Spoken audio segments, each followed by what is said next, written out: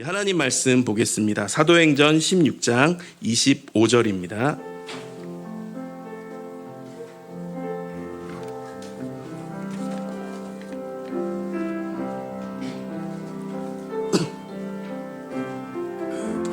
신약성경 215쪽인데요. 우리 하나님 말씀 봉독할 때 우리 함께 자리에서 일어나셔서 한 목소리로 읽겠습니다. 시작.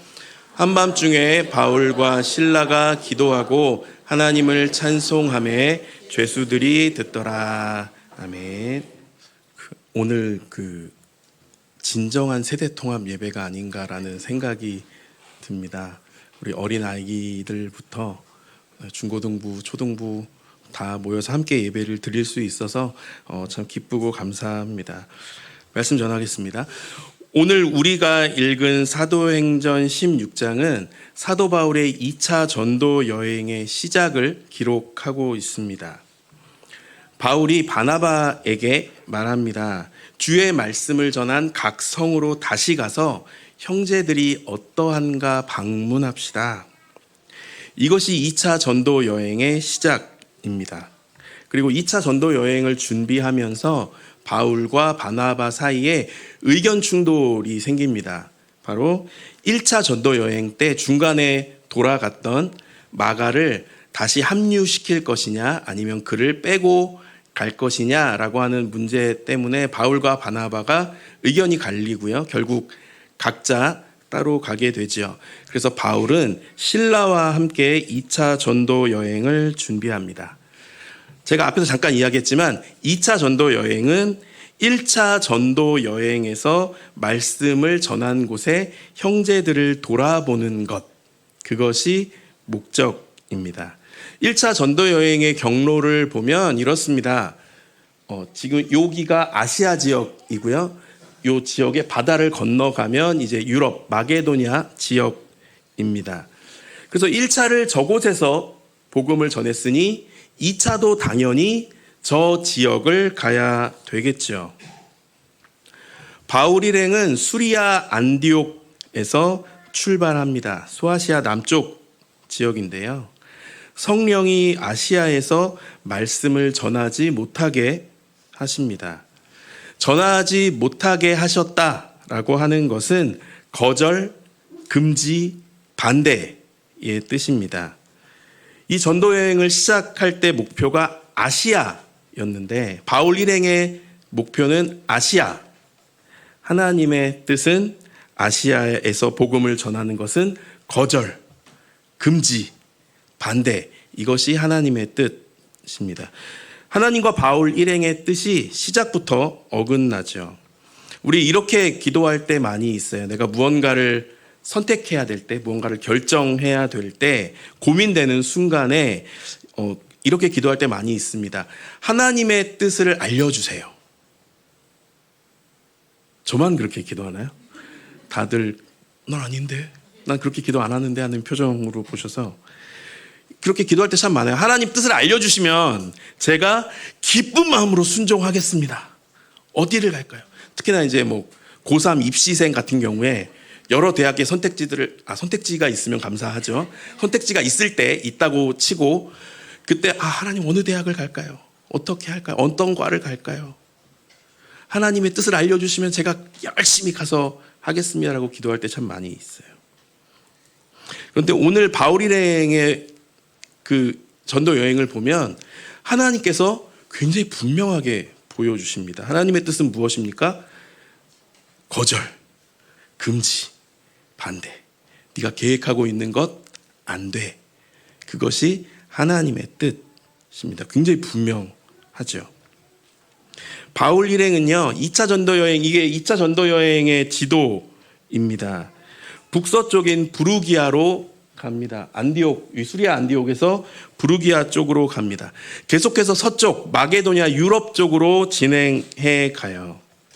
하나님의 뜻이 거절, 반대, 금지라고 하니 마게도냐로 가려고 하는 걸까요?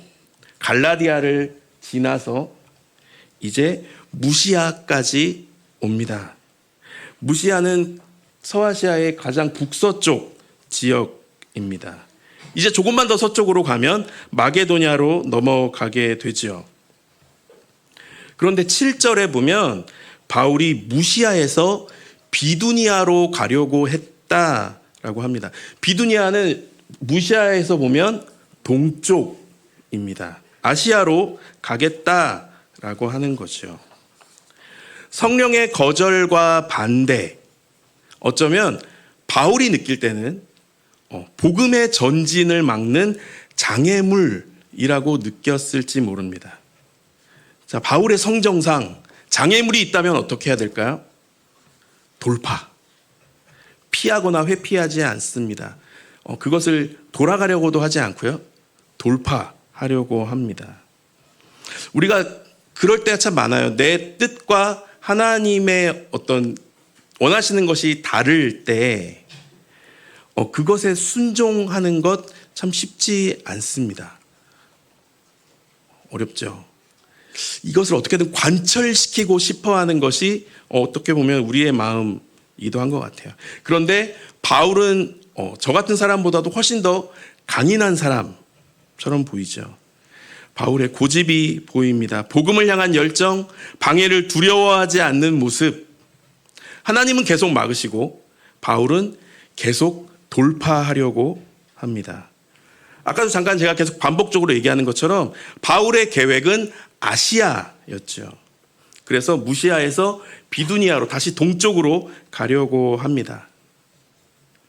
6절에서도 보았지만 성령은 아시아에서 복음을 전하지 못하게 하시죠. 근데 7절에 보면 무시아 앞에 이르러 비두니아로 가고자 애를 썼다라고 합니다. 애를 썼다. 이 애를 썼다라고 하는 것은 시도한다라는 뜻을 가진 단어입니다. 시도한다. 그런데 이것이 미완료 형태로 쓰여져 있습니다. 미완료라고 하는 것은 완료되지 않은 것. 그러니까 다시 말하면 계속해서 시도했다라고 하는 거죠. 그냥 한번 가보자가 아니라 어떻게든 거기를 가려고 이렇게도 해보고 저렇게도 해보고 자신이 할 수 있는 모든 방법들을 총동원해서 그곳으로 가려고 했다라는 거죠. 엄청난 고집이죠. 바울은 계속해서 애를 쓰는데 예수의 영은 허락하지 않습니다. 그럼에도 바울은 포기하지 않죠. 그러던 중에 드로아로 이동합니다. 지도 다시 한 번만 보여주실래요? 2차 전도 여행 지도. 드로아는요, 아까 무시아에서 보면 더 서쪽입니다. 항구 도시예요. 소아시아와 이 마게도냐 지방을 오고 가는 배가 드나드는 항구입니다. 드디어 이제 자기 뜻을 접고 유럽으로 가려고 하는구나. 과연 그럴까요? 성경은요, 바울이 어떠한 의도로 드로아로 갔는지 말씀하고 있지 않아요. 그런데 한 가지 우리가 추론이 가능합니다. 바로 그 밤에 보는 환상 때문이죠. 자, 무슨 환상입니까? 드로아로 내려간 그 밤에 환상이 바울에게 보여요. 그리고 마게도냐 사람 하나가 서서 바울에게 청합니다. 마게도냐로 건너와서 우리를 도와주세요. 자, 이 환상을 통해 우리가 알 수 있는 것이 무엇입니까? 바울은 마게도냐로 가려고 드로아로 가지 않았다라는 거죠. 어쩌면 아시아로 갈 수 있는 다른 루트를 찾으려 했을지도 몰라요. 육로가 계속 막히니까 그렇다면 배를 타고 가보자 해서 항구 도시로 갔을지 모릅니다. 바울이 스스로 마게도냐로 배를 타고 넘어갈 계획이었다면 하나님은 환상을 보여주시지 않았을 겁니다. 그리고 10절에 바울이 이렇게 고백하죠. 하나님께서 저 사람들에게 복음을 전하라고 우리를 부르셨다. 하나님이 더욱 분명하게 보여주셨습니다. 바울은 이 환상 이후에 곧바로 마게도냐로 떠납니다. 조금의 망설임도 보이지 않아요. 자, 오늘 바울의 결정하는 과정을 다시 한번 살펴보려고 하는데요. 바울은 아시아에서 복음을 전하고 싶어 했습니다. 그리고 계속해서 시도하고 또 시도하죠. 바울의 열정은 개인적인 욕심에서 시작되지 않습니다. 1차 전도 여행 때 소아시아 지역에서 복음을 전했고요. 이 1차 전도 여행 때 성과가 엄청났습니다. 그 지역에 있던 많은 유대인들과 헬라인들의 많은 무리가 복음을 영접하고 예수 그리스도를 믿게 되는 그런 놀라운 역사들이 있었어요. 그래서 그 수많은 이들이 과연 여전히 말씀 가운데 든든히 서 있는가 우리가 한번 그들을 방문해보자. 이것이 2차 전도 여행의 시작이었습니다. 그런데 하나님의 뜻은 바울과 달랐죠. 성령께서 아시아에서 말씀을 전하지 못하게 하십니다. 그리고 예수의 영은 아시아로 향하는 발걸음을 계속해서 막으세요. 하나님께서 적극적으로 개입하셔서 바울과 그 일행의 걸음을 막으시죠. 우리가 좀 좋은 표현으로 하자면 하나님께서 바울의 발걸음을 인도하셨다. 그런데 성경에서도 그렇게 표현하고 있지만 우리가 팩트로 보자면 하나님께서 막으셨고 거절하셨다라는 거죠. 자, 하나님께서는 우리가 하는 결정, 우리가 하는 선택 얼마나 인정하실까요?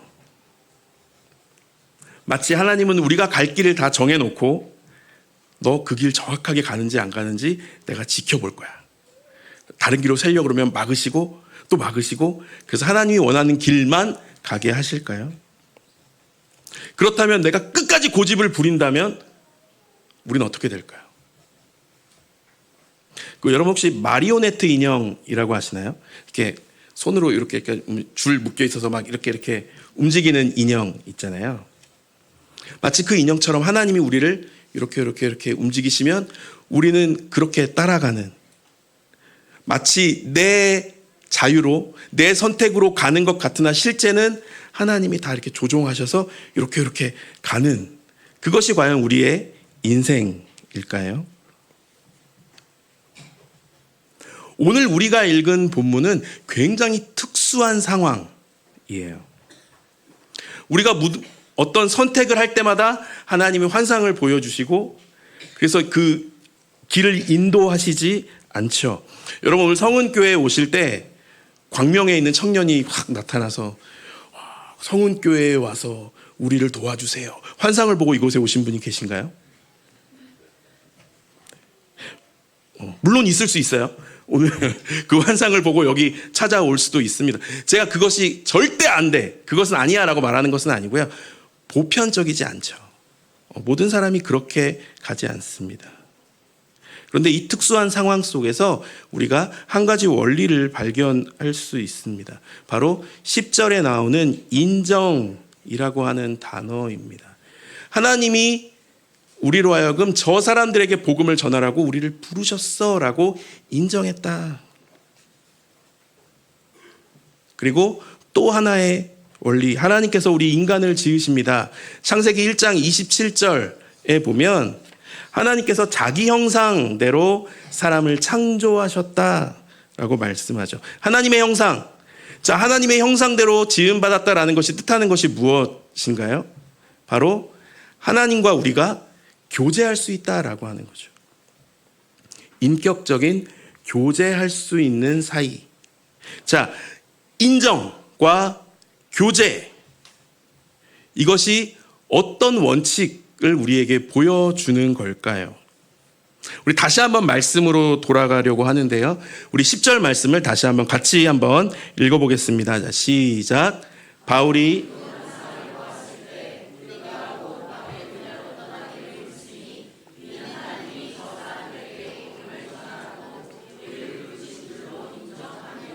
아멘.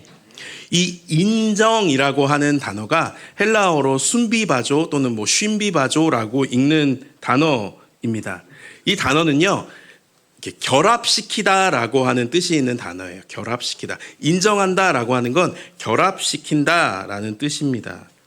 자, 바울이 마게도냐를 향하여 기쁨으로 갈 수 있었던 이유가 무엇일까요? 바로 하나님의 마음을 분명히 보았기 때문입니다. 하나님께서 원하시는 것이 무엇인지 그는 확실히 보았기 때문이에요.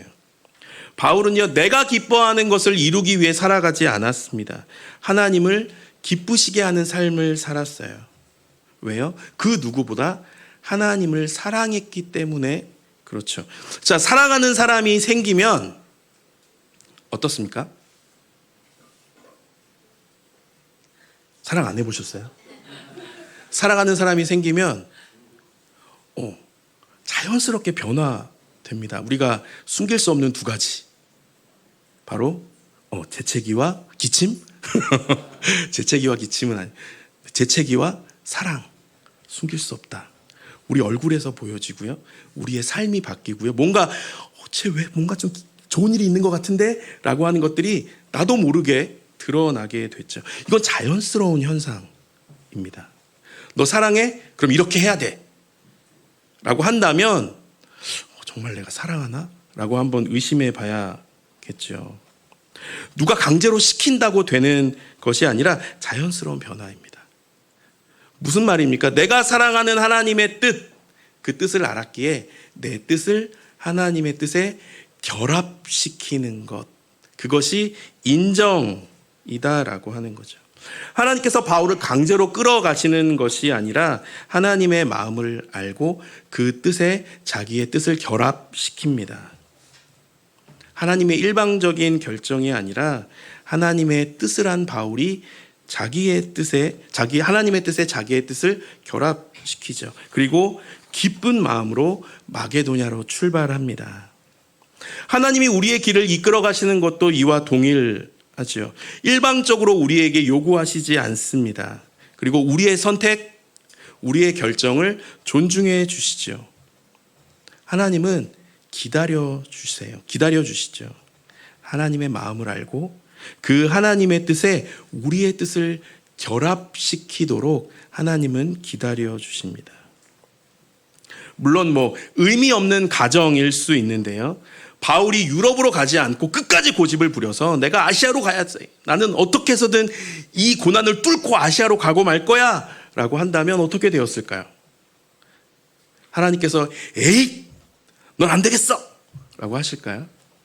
내가 기다려도 도통 네 고집은 아니다. 라고 하셨을까요? 제가 아까도 말했지만 의미 없는 가정입니다. 갔죠. 안 가는 건 의미 없을 수 있는데 만약에 계속 고집을 부렸다면 아마 하나님은 다른 사람을 통해서 혹은 다른 방법으로 유럽의 복음을 전하셨을 겁니다. 또 바울은 바울대로 많은 일들을 했겠죠. 하지만 오늘 하나님의 뜻에 내 뜻을 결합했을 때 유럽이 복음화되는 놀라운 결과를 얻게 됩니다. 그래서 어떤 이들은 이렇게 말하기도 해요. 드로아에서 바울이 방향을 바꾼 그 하나의 결정이 오늘날 유럽을 만드는 위대한 결정이었다라고 이야기합니다. 자, 이 위대한 발걸음으로 시작된 유럽 선교. 굉장히 어마무시하지 않습니까? 이 결정 과정들이 바울은 계속해서 가려고 하고 하나님은 계속해서 막으시고 이런 어떤 스펙타클한 과정 속에서 극적으로 드라마틱하게 하나님의 뜻에 자기의 뜻을 딱 결합시키면서 극적으로 마게도냐로 가게 되는, 어떻게 보면 이 과정들이, 일련의 과정들이 너무 스펙타클하지 않나요? 자, 그렇다면 베드로가 설교할 때 3,000명, 5,000명이 회개하고 돌아왔던 것처럼 이런 과정들을 거쳐서 시작된 유럽 선교라면 마치 이 성령의 역사가 대폭발처럼, 우리 그 역사에도 나오지만 어떤 평양의 대붕, 웨일즈의 엄청난 성령의 역사들, 그런 것처럼 막 사람들이 자복하고 회개하고 하나님 제가 어찌하겠습니까? 막 이런 역사들이 막 빠바바바방 전국 각지에서 일어나야 될 것 같지 않나요? 그런데 24절 우리 같이 한번 읽어보겠습니다. 24절, 자 시작. 그가 이러한 명령을 받아 그들을 깊은 옥에 가두고 그 발을 착고에 든든히 채웠더니. 아멘. 그렇게 시작된 유럽 선교인데요, 바울과 실라는 지금 빛 한 줄기 들어오지 않는 캄캄한 지하 감옥에 갇혀 있습니다. 자, 이 위대한 결정, 이 위대한 시작. 그런데 지금 그들은 감옥에 갇혀 있어요. 자, 그 사이에 무슨 일이 있었나요? 우리가 잘 아는 것처럼 귀신 들린 여종에게서 귀신을 쫓아내 줍니다. 그런데 이것이 어떤 내 개인적인 부귀 영화를 누리기 위해서, 내가 내 능력을 과시하기 위해서 쫓아냈던 것이 아니라 예수 그리스도의 이름으로 귀신을 쫓아내 주죠. 그렇다면 할렐루야! 복음의 능력이 나타났습니다. 이제 수많은 사람들이 성령의 역사와 능력을 보았으니 하나님 앞에 나아오는 건 시간 문제겠군요. 어떻게 보면 이것이 더 우리가 생각할 때 합리적인 방향이지 않을까요? 게다가 그들은 1차 전도 여행 때 이미 성령이 하시는 역사들을 보았습니다. 수많은 유대와 헬라의 사람들이 복음 앞에 엎드리고 예수 그리스도를 나의 구주로 영접하는 그 놀라운 현장을 본 사람들이에요. 그렇게 일이 되어져야 할 것 같은데 일이 이상하게 진행됩니다. 귀신을 쫓아내줬는데 바울과 실라가 고발당해요. 왜요? 바로 그 여종이 점을 치는 여인, 그래서 그 주인에게 그것으로 수익을 내주었던 이유였습니다. 근데 귀신을 쫓아냈으니 이 주인들이 더 이상 수익을 얻을 희망이 사라져 버린 거죠. 그래서 바울과 실라를 고발합니다. 그런데 그 한 사람만 고발한 것이 아니라 그 주변에 있던 수많은 다른 무리가 합세해서 고발하게 돼요. 바꿔 말한다면 위대한 결정을 해서 빌립보 지역으로 나아갔는데 그 지역 여론이 나를 향해 정말 싸늘하게 식어버리고 심지어 완전히 등 돌린 것 같은 상황이 되어버린 거죠. 여러분, 복음 전하겠다고 전도지 들고 나갔는데 사람들의 냉대뿐 아니라 모든 사람들이 나를 외면하는 상황과 직면한다면 당황스럽지 않을까요?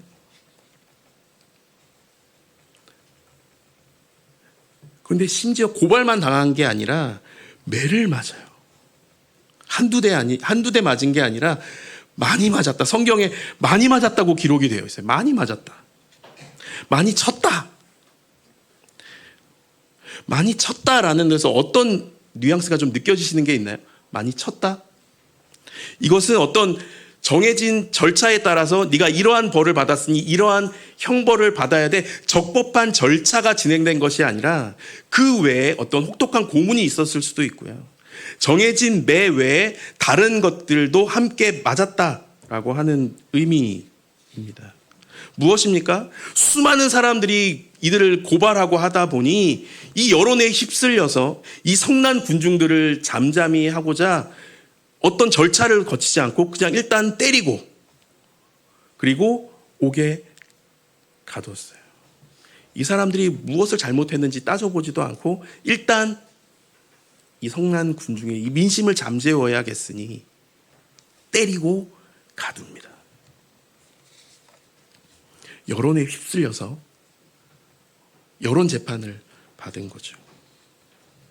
얼마나 억울할까요? 얼마나 분할까요? 저 같으면 잠이 오지 않을 것 같아요. 왜요? 내 처음 의도는 마게도냐가 아니었잖아요. 바울의 처음 의도는 마게도냐가 아니었잖아요. 바울은 아시아가 첫 목표였습니다. 아시아에서 전하는 것. 그런데 하나님이 환상을 보여주셨잖아요. 그리고 하나님의 뜻에, 나의 사랑하는 하나님의 뜻에 나의 뜻을 결합시켜서 기꺼이 기쁨으로 순종했고, 내 욕심, 내 생각 모든 것 다 내려놓고 하나님의 뜻을 기쁨으로 따라왔는데 지금 내 앞에 있는 결과는 너무 참담하죠. 이 지역에서 선교를 해야 되는데 이 지역 여론이 정말 싸늘하게 식어버린 상황입니다. 1차 전도 여행의 그 역사를 분명히 보았는데 지금은 전혀 다른 상황이 펼쳐지고 있어요. 매를 맞고 빛 한 줄기 없는 지하 감옥 저 깊은 곳에 갇힙니다. 게다가 두 발이 착고에 채였다. 착고가 제가 이제 그림을 찾아봤는데 저런 형태였을 거라고 해요. 근데 어떤 서적에는 그 당시 죄인을 가둘 때 저렇게 편안하게 앉아서 있도록 채우지 않고 가랑이가 찢어질 정도로 다리를 벌려서 양쪽을 채웠다라고 해요. 그러니까 그들이 어떤 형태로 채워졌는지는 모르겠어요. 근데 한 가지 확실한 건 내 신체가 이렇게 구속되는 것. 내 맞은 것도 아프고 힘들 텐데 지금 내 몸도 편안하게 쉴 수 없는 상황이었다라고 하는 거죠. 마치 흉악범을 대하듯이. 그들이 잘못한 게 뭐가 있습니까? 귀신을 쫓아낸 것 뿐인데 마치 흉악범이 된 것 같은 그러한 현실인 거죠. 아무런 희망도 보이지 않아요. 이런 상황 속에 놀라운 일이 생깁니다. 그 놀라운 일이 무엇입니까? 지진이 나고 옥문이 열리고 그들이 차였던 착고가 쫙 풀리는 사건. 물론 그 사건도 뒤에 나옵니다.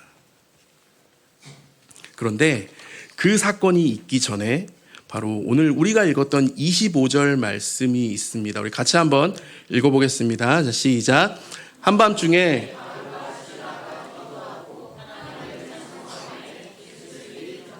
아멘.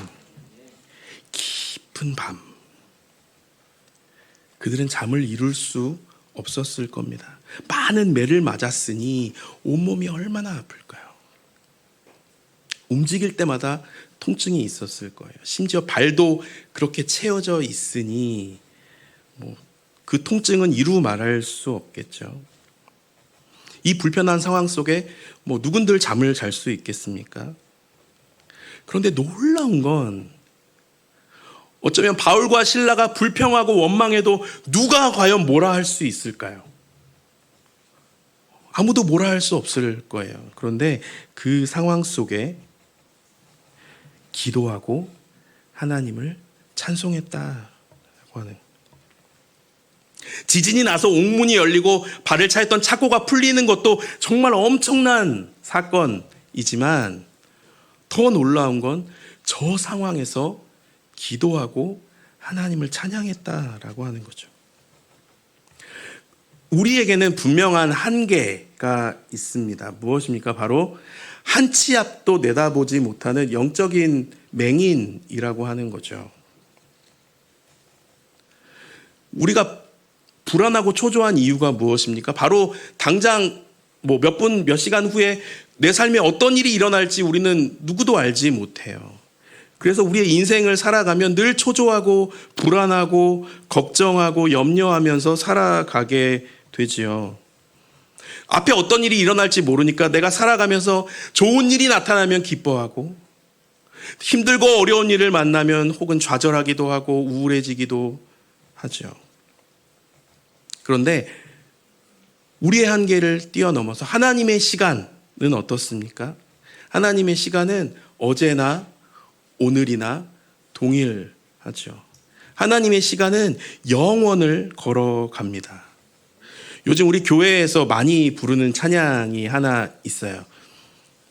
시간을 뚫고라고 하는 찬양입니다.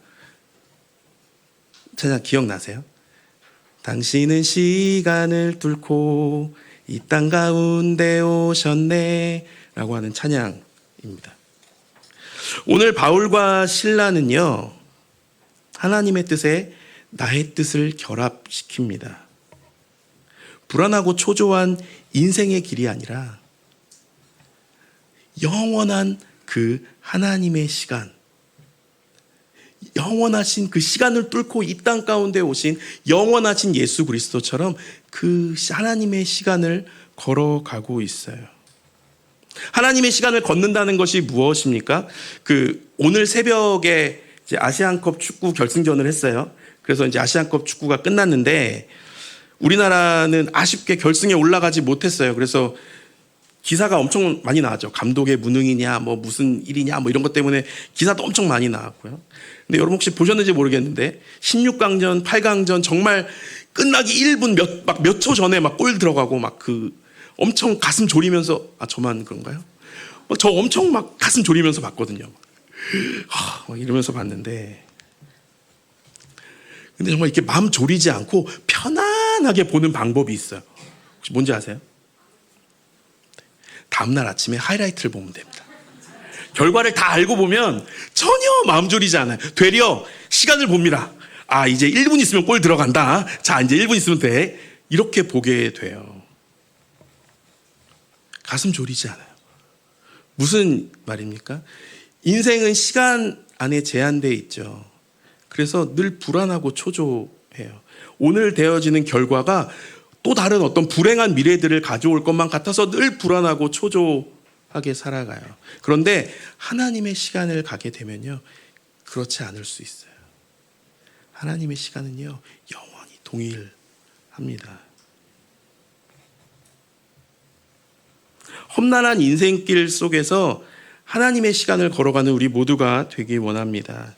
하나님의 시간에, 하나님의 뜻에 나의 뜻을 결합시킬 때 우리는 비로소 하나님의 시간을 걸어갈 수 있습니다. 지진이 나고 착고가 풀려도 바울과 실라는 도망가지 않아요.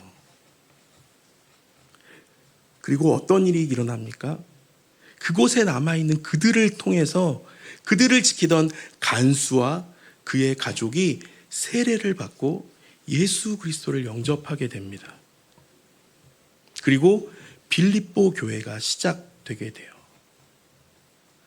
그 누군들 그런 예상, 누가 드라마를 쓴다고 해도 그렇게 쓸 수는 없을 거예요. 누가 그것을 예상할 수 있을까요? 그런데 바울과 실라는 기도하고 하나님을 찬양합니다. 지금 당장의 어려움 가운데 좌절하거나 낭망하지 않아요. 그리고 하나님의 일하심을 기다립니다. 그리고 역시 그들의 기대처럼 하나님은 살아계셔서 역사하시죠. 간수와 그의 가족을 통해 빌립보 교회가 시작됩니다. 이제 다음 주에 이제 파송 예배를 드리면 저희 가정은 이제 베트남 호치민으로 갑니다. 우리가 갖고 있는 원래 계획은 한 1년 반 정도 더 뒤에 가는 계획이었어요. 그런데 이제 갑자기 그것이 확 당겨지면서 굉장히 처음엔 되게 당황스러웠어요. 이게 너무 급작스럽게 진행되어져 갔기에 이게 정말 맞을까? 이렇게 급하게 준비하고 급하게 나아가는 게 맞는 걸까? 어떤 불안함들이 있었습니다. 그런데 이것들을 준비해가는 과정 속에서 하나님의 일하심을 느꼈어요. 그래서 하나님의 뜻에 나의 뜻을 결합시켜서 나아가려고 합니다. 근데 우리 가정이 이제 이렇게 결합시켰는데 이제 어떤 일을 만날지는 알 수 없어요. 바라기는 오늘 이 말씀처럼 막 감옥에 갇히고 착고에 채이고 이런 일은 없었으면 좋겠다는 개인적인 생각들이 좀 있는데요. 어떤 일을 만날지는 몰라요. 그런데 결심한 것은 하나님의 시간을 걸어가야겠다라고 하는 겁니다.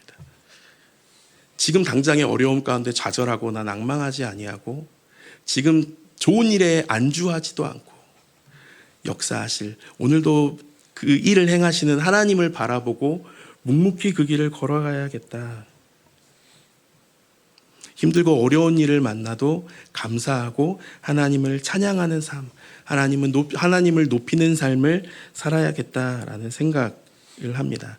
그래서 우리 가정에게 주어진 그 모든 사역들을 다 마치고 우리의 사역을 되돌아볼 때 하나님께서 맞아 이 일을 위해서 우리 가정을 그때 베트남으로 보내셨구나 라고 믿음으로 감사로 고백할 수 있도록 오늘 우리에게 주어진 그 길을 묵묵히 나아가려고 합니다. 이곳에 계신 우리 성도님들도 하나님의 시간을 걸어가는 우리 모두가 되었으면 좋겠습니다. 하나님의 뜻에 나의 뜻을 결합시켜서 하나님의 시간을 걸어가는 우리가 되기를 원합니다. 힘들고 어려운 일 가운데 흔들리거나 낭망하지 아니하고 여전히 일하시는 하나님을 기대하며 묵묵히 우리의 한 걸음 한 걸음을 내디뎠으면 좋겠습니다. 하나님의 시간을 걷는 자, 우리 모든 성은교회 성도님들이 그러한 자들이 되기를 원합니다.